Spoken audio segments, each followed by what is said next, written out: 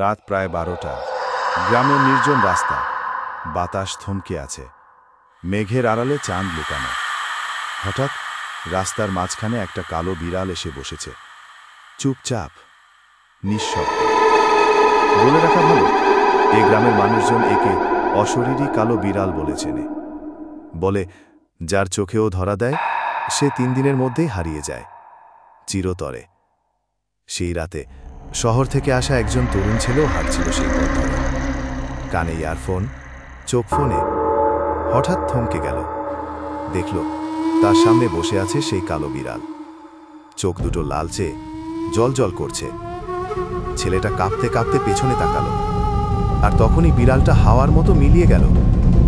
তার ফোনটা হাত থেকে পড়ে গেল, স্ক্রিন ফেটে গেল।